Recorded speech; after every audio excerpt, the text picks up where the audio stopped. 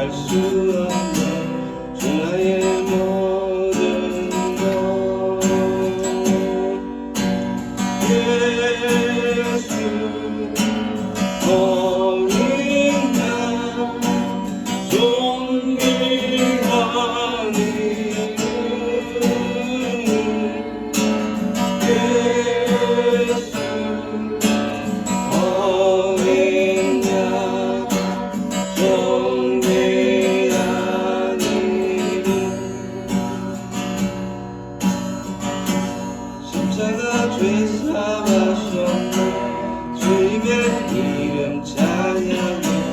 주 나의 모든 것. 쓰러진 나를 세우고 나의 긴 자를 채우네. 주 나의 모든 것. 예수 어린 양 존귀한 이름. 예수 어린 양 존귀한 이름. 십자가 죄 사하셨네. 주님의 이름 찬양해. 주 나의 모든 것. 쓰러진 나를 세우고 나의 긴 자를 채우네. 주 나의 모든 것.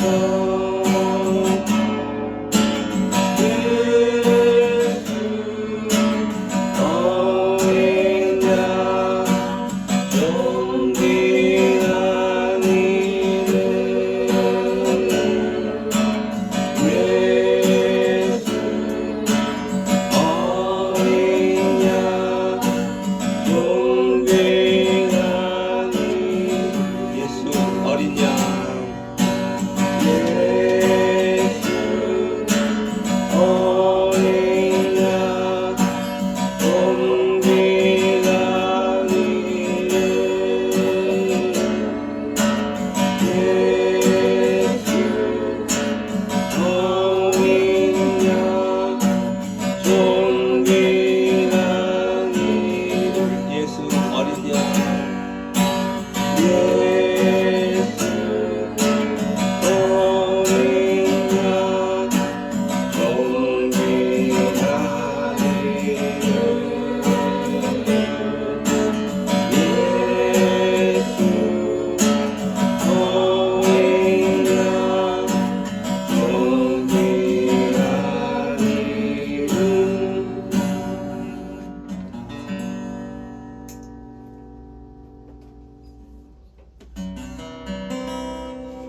주님 손잡고 일어나세요.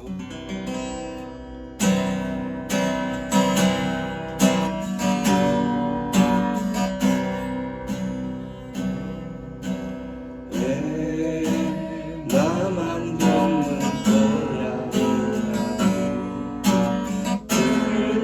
불평하지 마세요.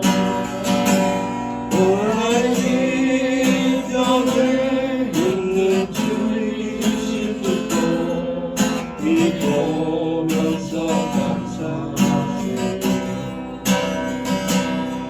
너무 견디기 힘든 지금 이 순간을 주님 일하고 계시잖아요.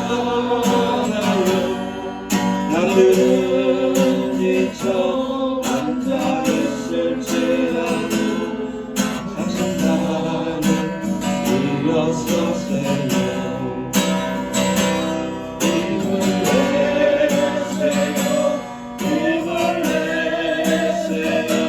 주님이 손 잡고 계시잖아요. 우리와 함께하는 믿는다면 어떤 고난도 이길 수 있잖아요. 왜 나만 겪는 왜 나만 겪는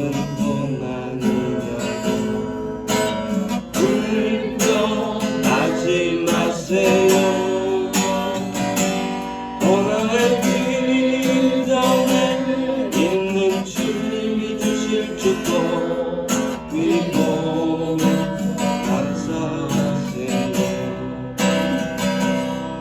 너무 편히 힘든 지금 이 순간에도 주님이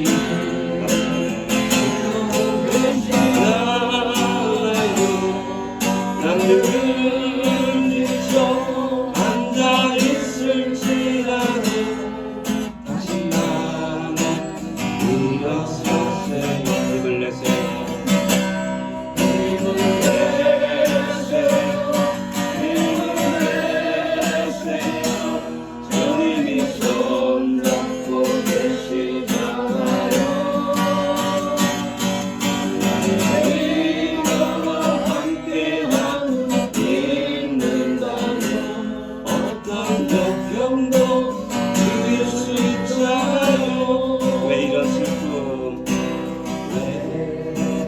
이런 슬픔 찾아왔는지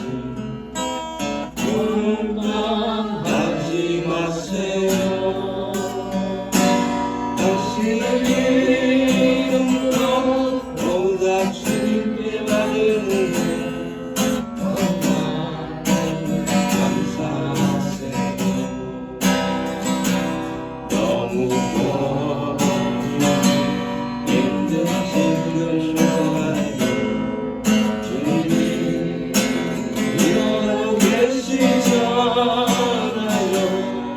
남들은 지쳐 앉아있을지라도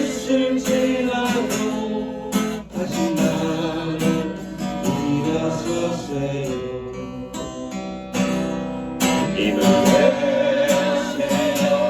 힘을 내세요. 주님이 손잡고 계시잖아요. 주님이 나와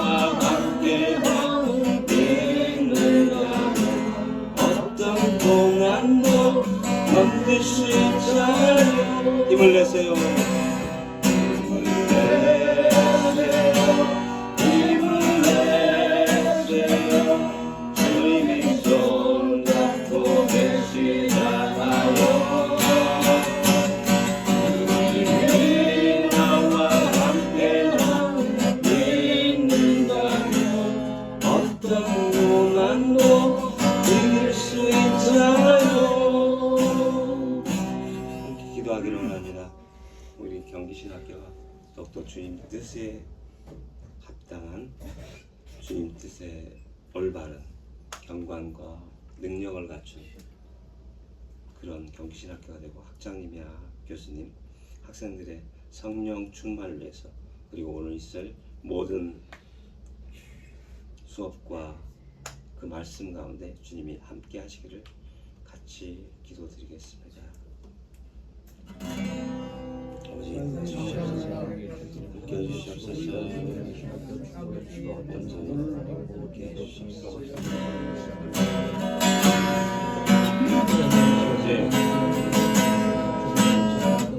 오직 주님의 영원하심을 지켜주시옵소서. 복음의 기쁨을 우리가 용서하게 해주시옵소서. 오직 온 잊었음을 기억하게 해주시옵소서. 아버지 부장님이 너무나 평생 책임져 주시옵소서.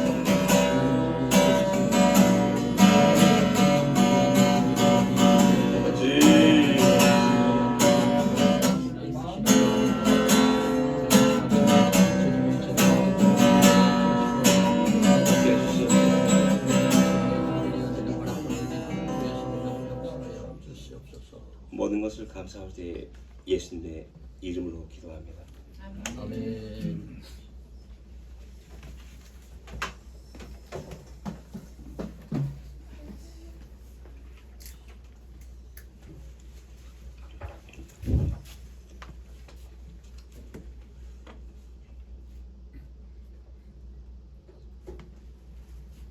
두 분이 하신다고요? 네, 두 분이 가지고 오셨어요. 잠깐 기도합니다. 하나님 아버지 감사합니다. 오늘은 종교 개혁 일입니다. 우리 하나님 개혁의 정신을 잊어버리지 않게 해주시며 나 스스로가 먼저 개혁되게 해주시고 우리 가정이 개혁되며 섬기는 교회가 개혁되며 그리고 우리 경기신학교가 개혁되게 하여 주옵소서. 그러기 위하여 이 시대도 하나님이 찾고 있는 귀한 숨은 일꾼들 우리 경기신학교에서 발굴되게 해주시고 길러지게 해주시고 인재가 되게 하여 주옵소서. 함께 해주실 줄로 믿사옵고 예수님 이름으로 기도합니다. 아멘. 지난주에 여러분에게 과제를 드렸습니다. 이번에 오늘 종교 개혁 기념일이라고 레포트를 그냥 간단하게 페이퍼 스타일로 준비를 하려고 했는데 다 내주셔야 돼요. 출석 부를 테니까 준비되신 분은 앞으로 가져오시기 바랍니다. 김태현 전사님 오고 있어요. 김경옥 전사님 오고 있습니다. 공선동 전사님, 오늘 못 나왔습니다. 박재성 전사님 오고 있습니다. 계속 오고 있어요. 황영식 전사님, 준비한다고 그랬죠? 가지고 계셔요. 그러면 나서 발표하신다고 자원했어요. 맞죠? 네. 안현미 전사님, 오고 있습니다. 이대현 전사님, 오고 있습니다. 황성경 전사님. 네. 그러면 오늘은 이제 황 씨가 다 잡고 있네요. 황 씨는 성격도 좋고 또 성씨도 좋고 황제의 기질이 다 있어요. 자, 그래서 두 분이 됐네요. 지난주에 두 분 말씀을 드렸는데 제출하시고 집에 원푼 있으시죠? 그렇죠? 저한테 내고 가셔야 돼요. 아니면 째려보기만 하고 따오는 원본이 없어요?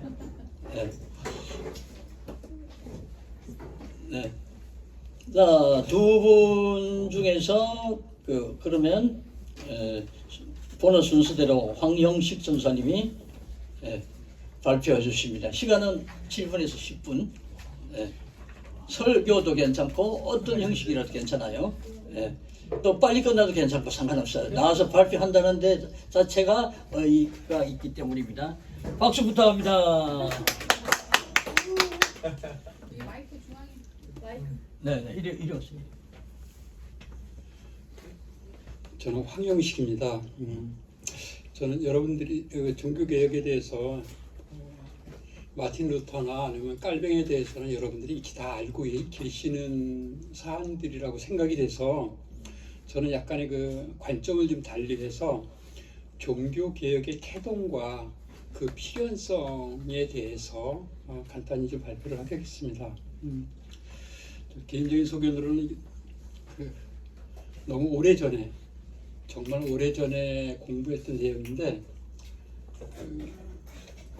학부 시절에 저의 부정국의 종교사회학이다 보니까 이런 쪽에 좀 관심이 있어갖고 그때 터치했던 것들이 좀 있나 해갖고 곰곰이 돌아보니까 기억은 또 가물가물해서 인터넷에 도움을 좀 많이 좀 받았습니다. 들어가면서 유럽인들이 갖고 있던 역사관, 세계관은 과연 무엇일까? 우리가 보면 그들은 그 역사의 흐름을 금속에 비유를 했어요. 금의 시대, 은의 시대, 또 동의 시대, 철의 시대로 구분을 했고 철의 시대가 끝나면 주님께서 올 철의 시대에 돌입을 하게 되면 주님이 오실 날이 가까이 왔다. 이렇게 보통 인식을 했었거든요. 그래서 금의 시대는 동양으로 치면은 요순 시대처럼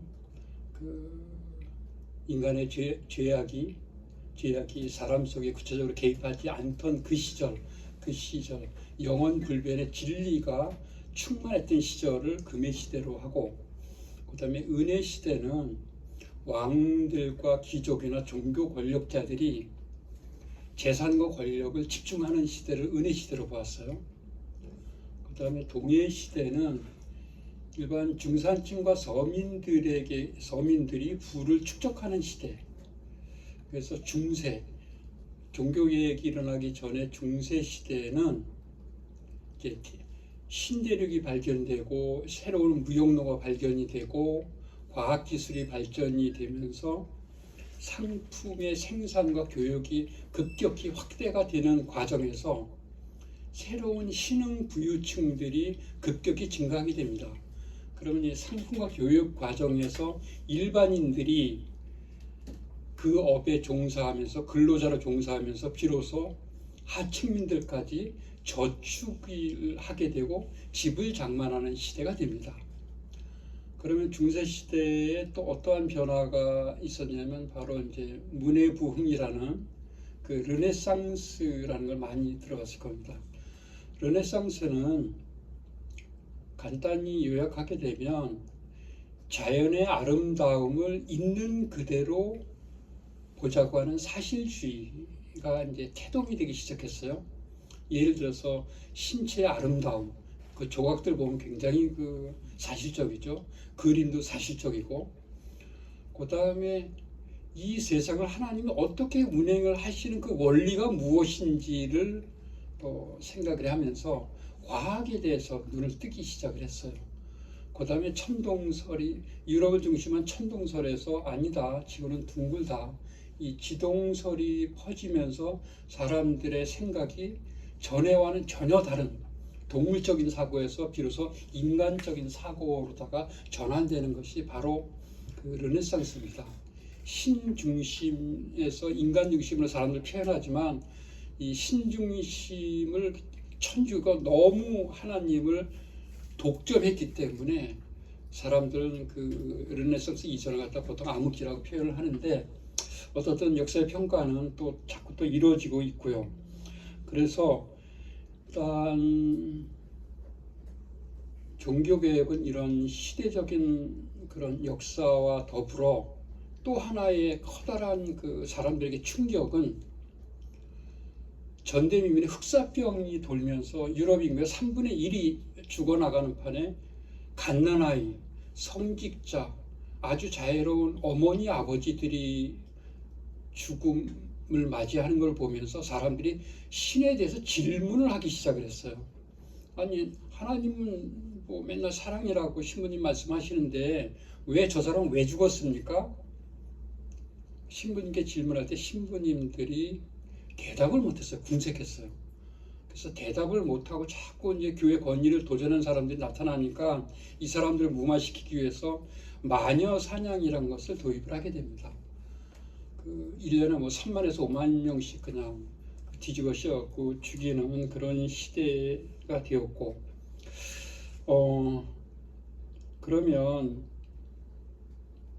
이런 와중에서 그러면 세상에 대한 변화를 그 추구하는 사람들이 분명히 이제 반드시 나타나게 됩니다. 우리가 구약을 보게 되면 그 선지자들은 세계적인 그 역사의 흐름을 아주 꿰뚫어 보고 있었기 때문에 우리 이런 식으로 나가게 되면 유대가 니네 아수르에 먹히고 바벨론에 먹히고 뭐 이런 것들을 계속 그 말씀을 전해도 사람들이 잘 듣질 않죠. 그러나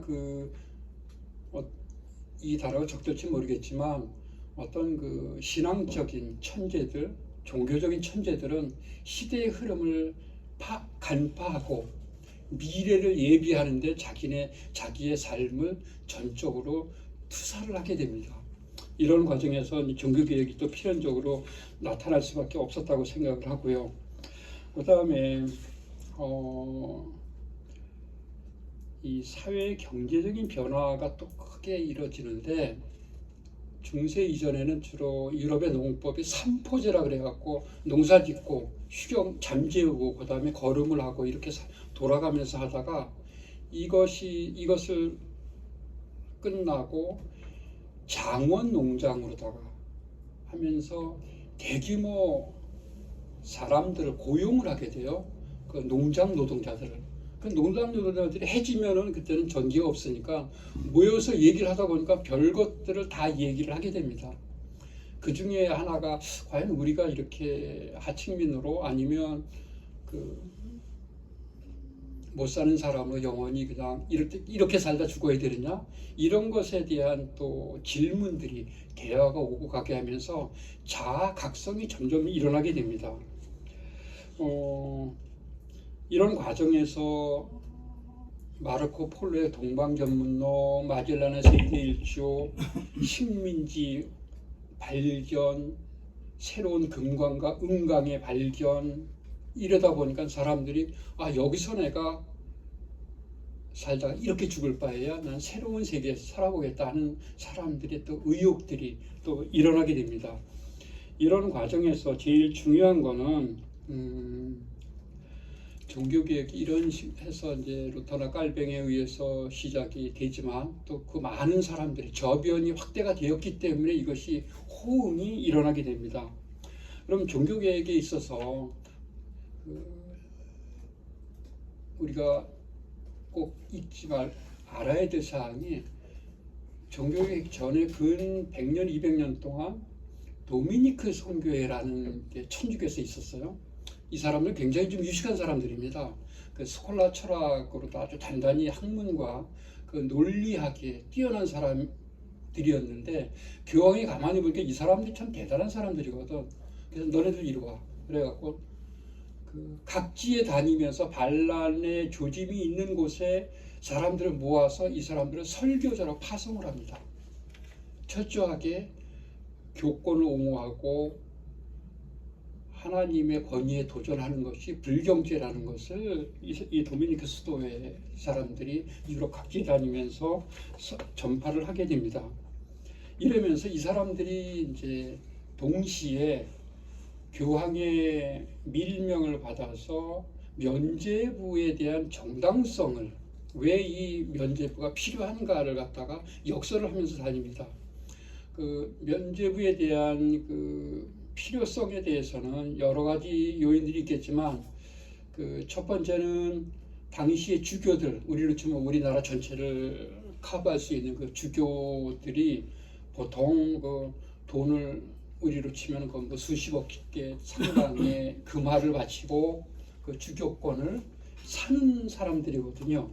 그러다 보니까 자기가 본전을 찾아야 되고 또 부를 축적하기 위해서는 돈을 걷어들여야 되는데 직접 걷어들이지를 못하니까 정치권과 교묘하게 결탁을 해서 사람들의 돈을 거두어들이게 됩니다.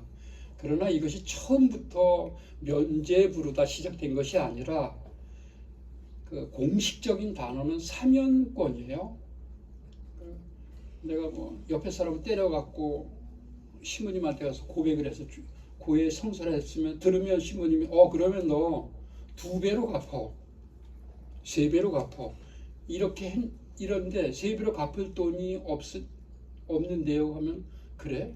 너 그럼 하나만 갚았다고 나한테 하나 값만 주고 내가 그 맞은 사람에게 내가 그 사람의 죄를 용서했으니까 사이좋게 지내라 얘기할게. 이래갖고 그것이 이제 사면권으로 시작을 했는데 이거 예수 이래 최고의 그 협작꾼 사기꾼들이 누구였냐면 면죄부를 판매하러 다니는 사람들이었어요. 그래서 면죄부를 팔면서 이 사람들은 주교한테 내가 면죄부 판매를 해서 100만 원어치 팔게 되면 내가 30만 원 내가 주머니 넣고 나머지 70만 원 갖다 바치면 그 주교는 50만 원 내가 내 주머니 넣고 20만 원을 교황청으로 보내는 부조였거든요. 근데 이 사람이 내가 세무서에서 만약에 어느 날 당신 이게 세금 안 냈으니까 세금 내시오. 그래서 가서 소명을 제대로 못하면 내 재산 다 뺏기거든요. 그 정치 권력이 그만치 무서워요. 잘하고 계시는데 남은 시간에 조금 요약할 수 있습니까?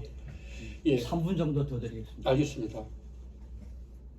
그래서 이게 교권이 정치 권력과 개입돼서 나에게 재물을 탈취하고 그 다음에 아주 사람의 그 심리를 꿰뚫는, 너네 고조 할아버지가 도둑질을 했으니까 네가 갚아. 그렇지 않으면 너 감옥에 가둘 거야. 이래버리면 사람들 완전히 그 멘붕에 빠져버리거든요. 이런 식으로 해서 사람들 갈취하는 과정에서 이대로는 안 되겠다. 그 다음에 사람들의 마음속에는 정말 하나님의 음성을 듣기를 원하는 사람들이 숫자가 늘어나고 하나님의 은혜를 갈망하는 사람들이 늘어나면서 결국은 종교 개혁이 태동을 하게 되었다고 생각을 합니다. 감사합니다. 이대로 마치겠습니다. 다음 분. 네, 거기 올려놓고 하시죠. 수고했습니다.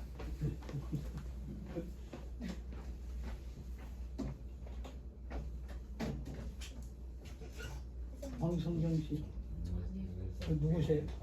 안 하셨어요? 하셨네 여기. 대신하셔요? 네.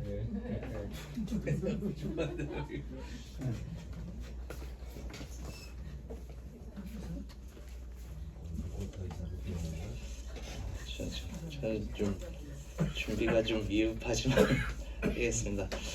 네, 저는 그 본문 말씀 가지고요 이제 설교식으로 좀 했습니다. 진짜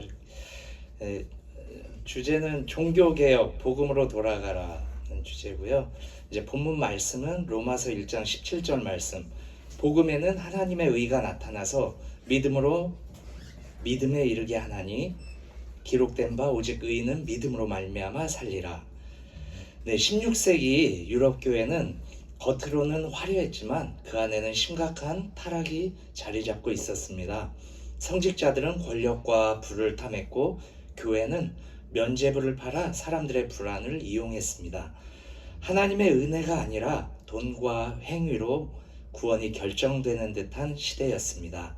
당시 로마 카톨릭 교회는 그 면죄부, 이 뜻은 바로 죄를 사한다는 증서를 뜻하고 이 증서를 팔아서 그 카톨릭 교회의 재정을 모으고 있었습니다. 그때 하나님께서 한 사람을 일으키셨고요. 그가 바로 독일의 수도사 마르틴 루터였습니다. 그는 로마서를 읽다가 하나님께서 주신 진리, 오직 의인은 믿음으로 말미암아 살리라는 말씀 앞에서 눈을 떴습니다. 이 한 구절이 세상을 바꾸었습니다. 그 깨달음은 단지 개인의 신앙 회복이 아니라 교회를 복음의 본질로 되돌리는 거대한 개혁의 불씨가 되었습니다. 루터의 개혁 정신을 보면 1517년 10월 31일 루터는 비텐베르크 성교회의 정문에 95개조 반박문을 내걸었습니다. 그것은 단순한 항의문이 아니라 교회가 복음의 길에서 벗어났음을 알리는 영적 경고장이었습니다. 그 내용으로는 오직의 신앙으로서 첫째, 오직 성경, 이 뜻은 인간의 전통이 아닌 하나님의 말씀만이 진리의 기준이다. 둘째로 오직 은혜, 구원은 인간의 공로가 아니라 믿음으로 의롭게 된다는 뜻이고요. 셋째, 오직 믿음, 우리는 행위로가 아니라 믿음으로 의롭게 된다. 넷째, 오직 그리스도, 예수 그리스도만이 유일한 구속자이시다. 오직 다섯 번째, 오직 하나님께 영광, 모든 것은 하나님의 영광을 위해 존재한다. 이 다섯 가지는 오늘날에도 여전히 신앙의 기초이자 교회의 방향을 결정하는 기준입니다. 개혁의 열매로서 루터의 개혁은 유럽 전역으로 퍼져나갔고 칼뱅, 찌빙글리, 녹스와 같은 많은 개혁자들이 등장했습니다. 그들은 신학과 예배, 교회, 구조를 복음 중심으로 재정립했습니다. 무엇보다 중요한 것은 평신도들에게 성경이 열렸다는 것입니다. 성경이 라틴어에서 각 나라의 언어로 번역되어 이제는 모든 사람이 직접 말씀을 읽고 하나님을 만날 수 있게 되었습니다. 결론으로 오늘의 교회에 다시 개혁되어야 한다라는 의미로 종교개혁은 단지 500년 전의 사건이 아니라 지금 이 시대에도 계속되어야 할 운동입니다. 교회가 제도에 안주하고 신앙이 형식에 묶일 때마다 우리는 다시 복음으로 돌아가야 합니다. 오늘의 우리는 묻습니다. 우리의 신앙은 말씀에 위에 서 있는가? 우리는 여전히 믿음으로 살고 있는가? 우리는 여전히 개혁은 언제나 하나님 앞에서 서는 데서 시작됩니다. 사람이 아니라 하나님을 바라보고 그분의 말씀 앞에서 자신을 돌아볼 때 진정한 회복이 일어납니다. 적용과 결단으로서 종교의 개혁의 날을 기념하는 것은 단지 역사를 기억하기 위함이 아닙니다. 우리 각자의 마음에서 다시 하나님 중심의 신앙을 세우는 결단이 시간이 되어야 합니다. 나는 말씀을 내 삶의 기준으로 삼고 있는가? 나는 은혜로 구원받은 자답게 감사와 겸손으로 살고 있는가? 내 신앙의 목적은 진정 하나님께 영광을 돌리는 삶인가? 끝을 맺겠습니다. 오늘 우리가 드리는 이 예배가 우리의 신앙을 새롭게 하는 개혁의 예배가 되기를 바랍니다. 오직 믿음으로, 오직 은혜로, 오직 성경으로 이 세 가지 고백이 우리 마음 깊은 곳에서 다시 울려 퍼지기를 소망합니다. 감사합니다.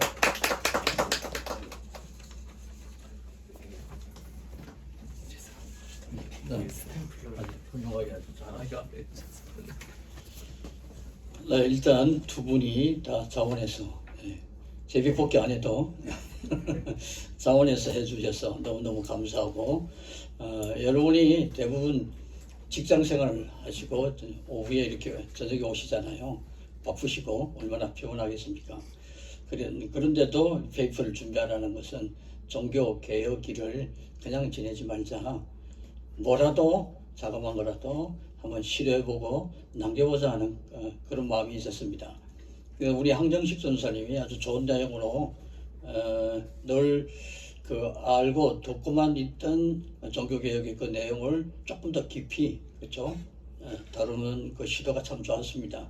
근데 너무 좋아가지고 좀 오래 계속하면 제가 아무래도 쫓겨날 것 같아가지고 너무 잘하셔서 중간에 멈췄습니다. 그리고 우리 설교하시는 김태현 전사님 아주 좋은 내용으로 제목도 좋아요. 복음으로 돌아가라. 그렇죠? 이 설교대로 복음으로 돌아갈 수 있는 이런 무장이 되는 우리 신학교와 또 우리 여러 신학생 여러분 되기를 축복해 드립니다.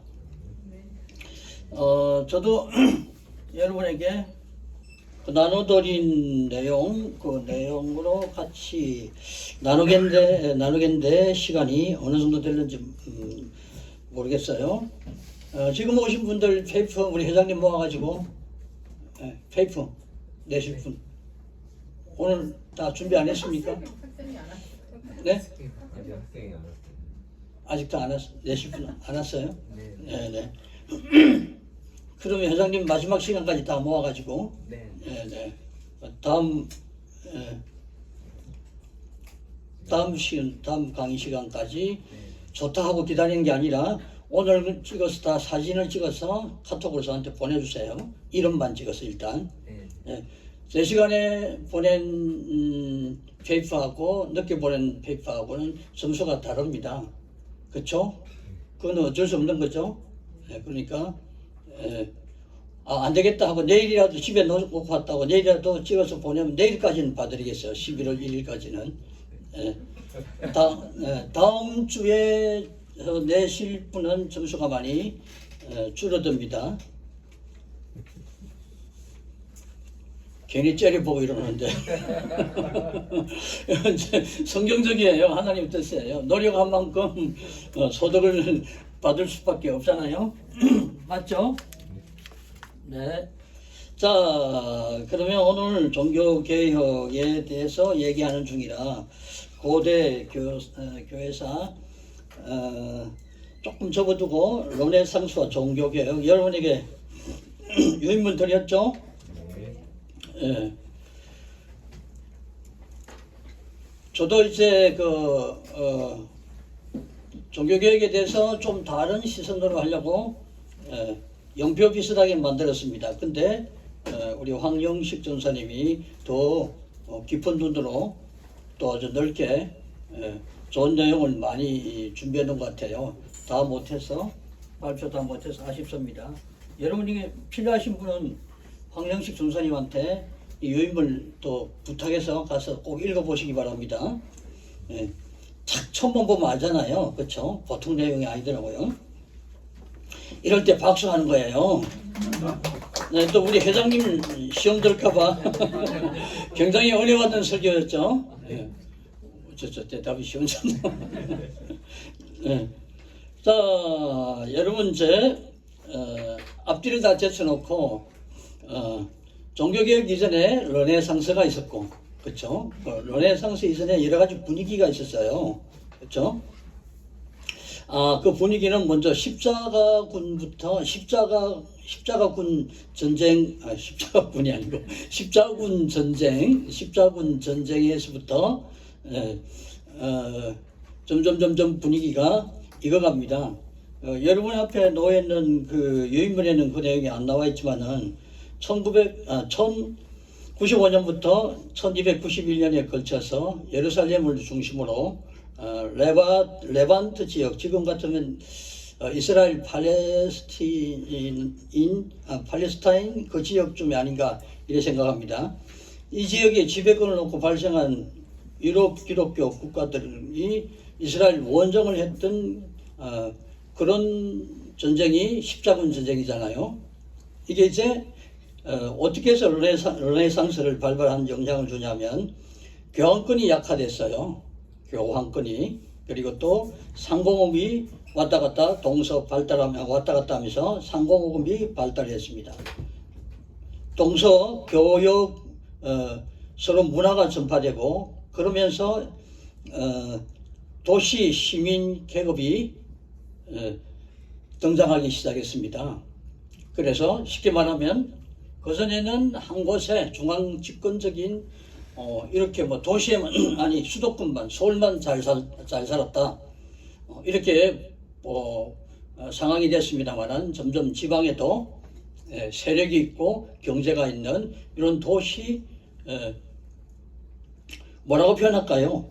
하여튼 도시 시민 계급이 등장을 하면서 점점 이전에 있었던 그런 분위기와 달라지면서 르네상스로 넘어갑니다.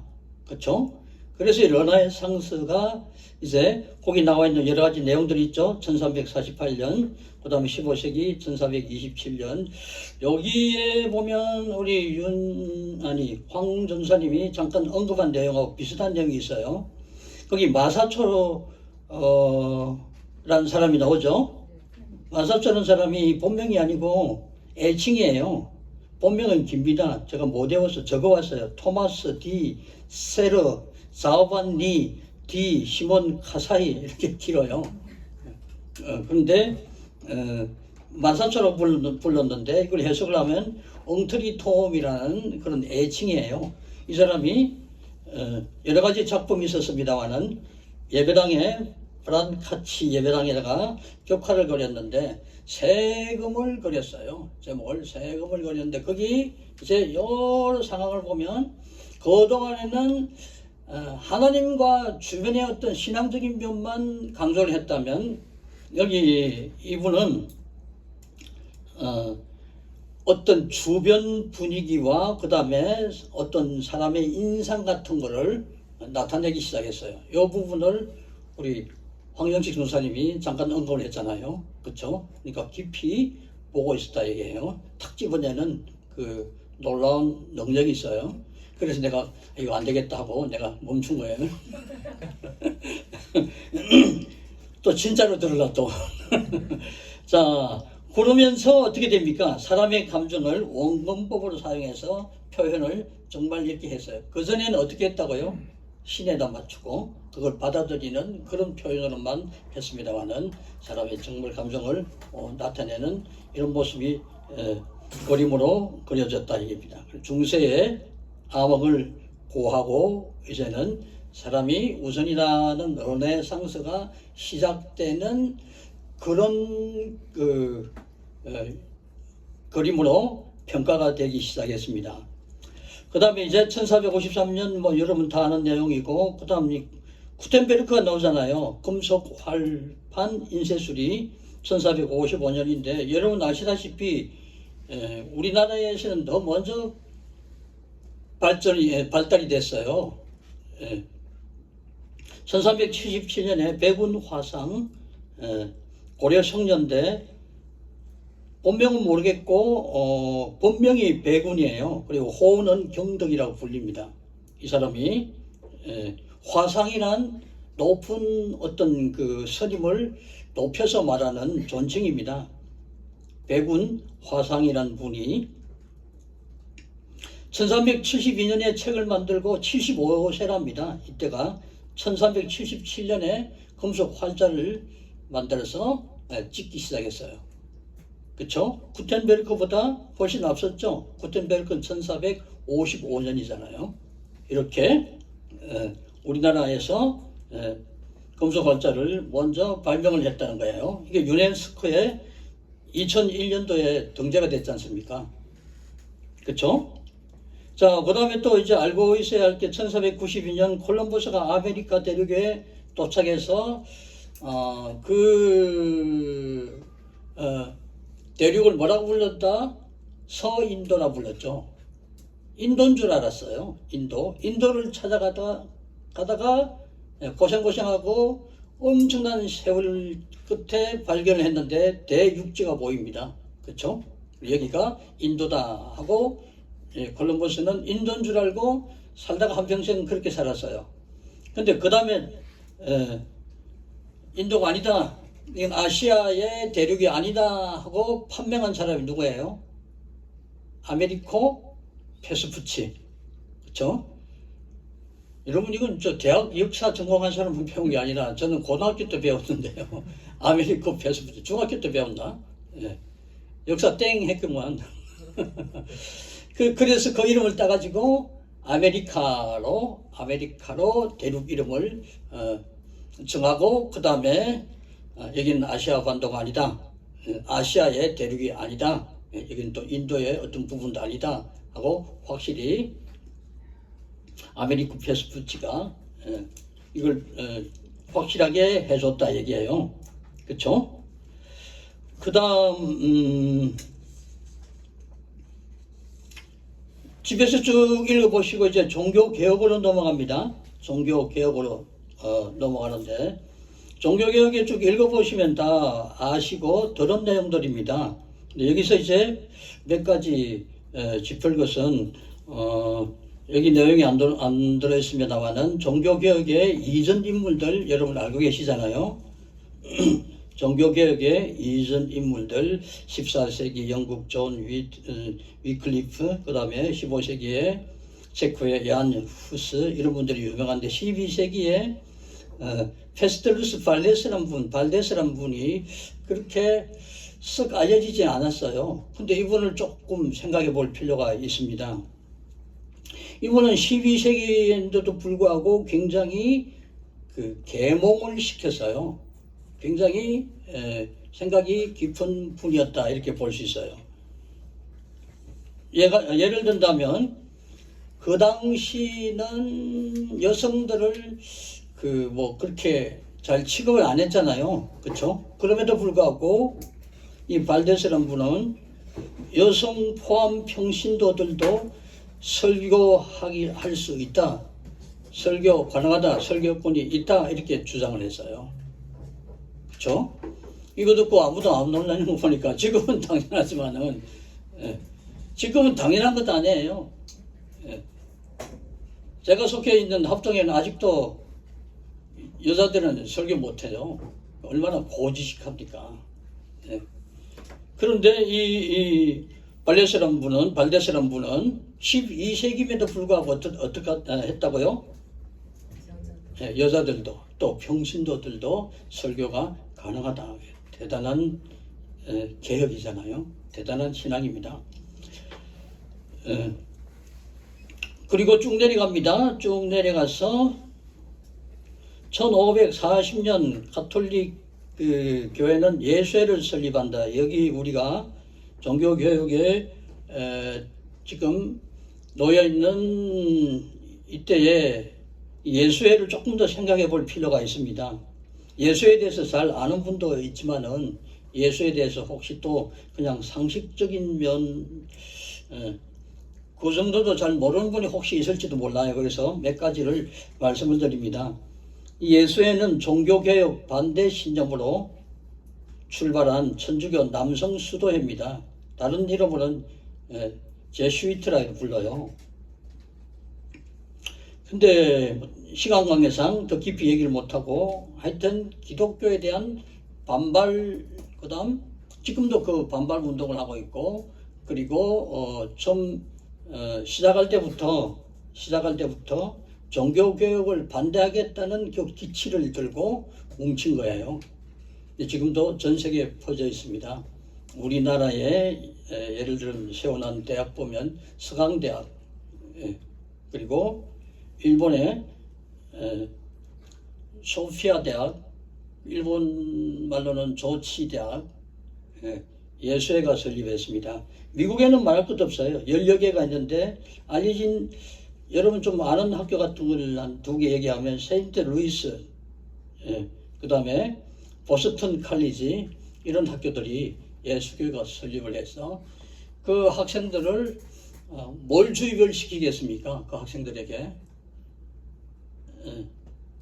그냥 어머로 양으로, 그렇죠?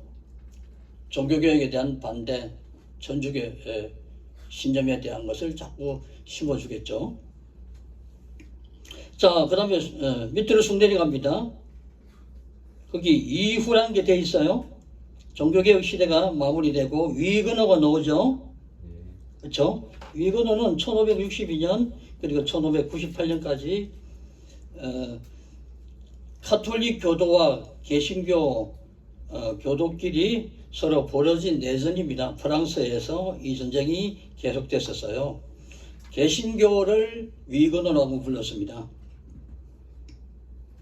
그 다음에 이어져서 독일 전쟁 30년, 이것도 역시 가톨릭과 개신교의 전쟁이었어요. 우리나라 6.25가 몇 년 치렀습니까? 약 3년입니까? 근데 30년 전쟁이면 여러분 그 피폐 상황이 어떨까요? 오직 종교를 위해서, 그렇죠? 이렇게 끔찍한 대가를 치르고 있었다 얘기입니다.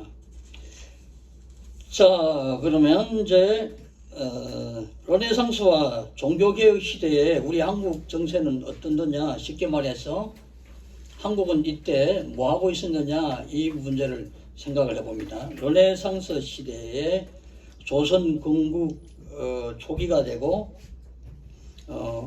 르네상스가 시작되던 13세기 후반에는 한반도에 고려가 멸망하고, 어느 나라가 고려 다음에 어느 나라입니까?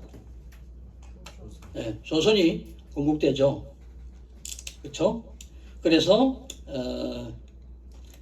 세종 시기에는 한글 창제, 과학 기술 발달, 이렇게 좋은 점도 있지만 그 이후로부터는 훈구파와 사림파의 세력 대립으로 계속 붕당 정치를 하며 당파 싸움이 계속됩니다. 가슴 아픈 일입니다. 그래가지고 급기야는 어디까지 내려갑니까? 훈구파는 쉽게 말하면 고정적으로 이전부터 세력 잡은 세력이고, 사림파는 새로 이제 등장한 지방의 지주 출신의 신흥 세력들이에요. 이 신흥 세력들인 사림파가 훈구파 하는 짓을 보다 못해 어떻게 해보자고 두 세력 간에 계속 각축을 한 거예요. 주로 훈구파가 한동안 이겨나갑니다. 그런 것들이 쭉 우리나라는 계속되어 가고 있었다 얘기입니다. 그래서 종교개혁 시대 16세기는 유럽이나, 그쵸? 지금 부르는 선진국 그 지역에는 많은 게 발달되잖아요. 그리고 영토가 좁다. 그래서 영토를 더 넓혀야 된다고 어디까지 나갑니까? 온 세계, 좋게 표현하면 무역전쟁, 나쁘게 표현하면 침략전쟁으로 나라를 넓히는데, 우리나라는 좁아터진 국내에서 당파 싸움으로 세력을 계속 보냅니다. 조선시대 여러분 4대 사화 알고 있죠?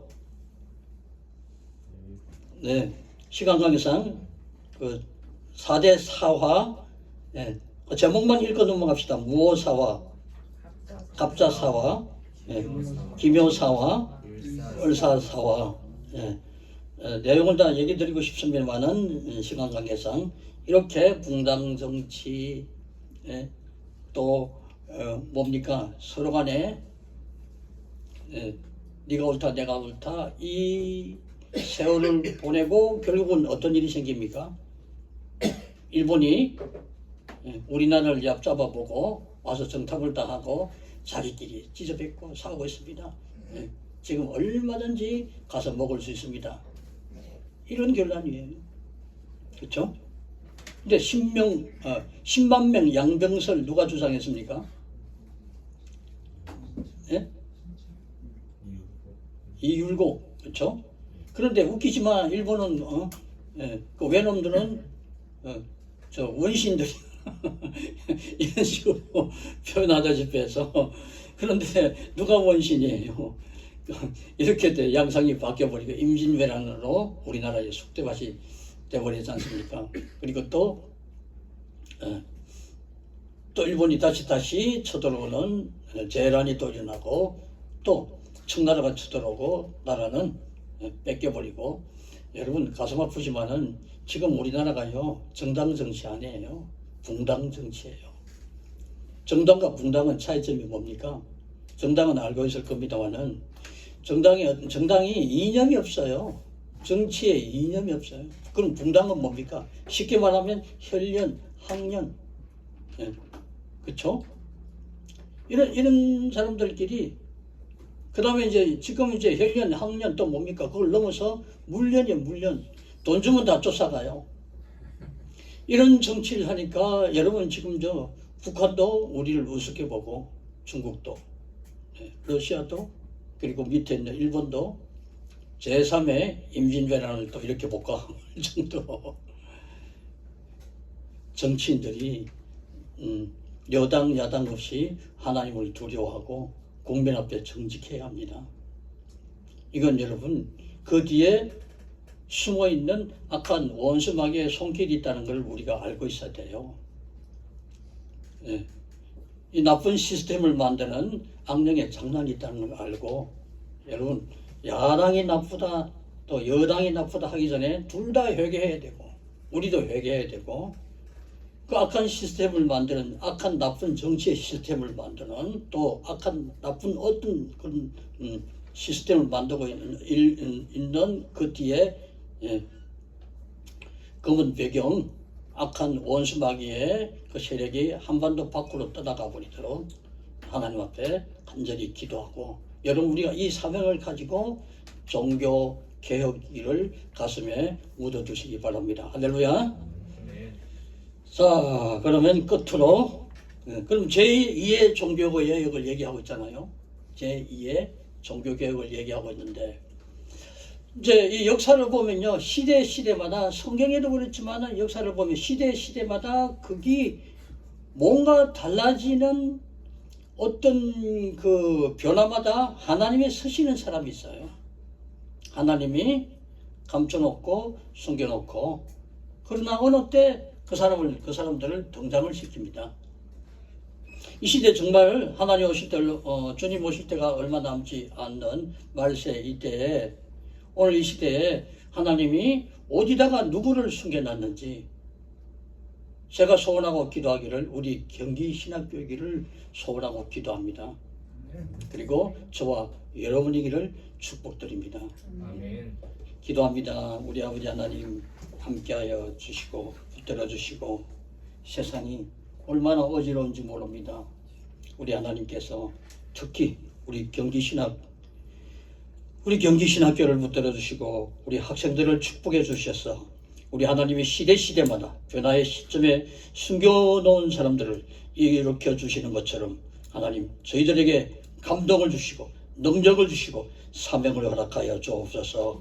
그러기 위하여 직장에서 힘들고 고달프고 아프지만은 여기서 눈물 흘리며 땀 흘리며 피 흘리며 배울 수 있는 저희들이 되게 해주시고 사명으로 나라를 위해서 기도하고 주님 오시기를 기도하는 저희들이 되게 하여 주시옵소서. 예수님 이름으로 기도합니다. 아멘.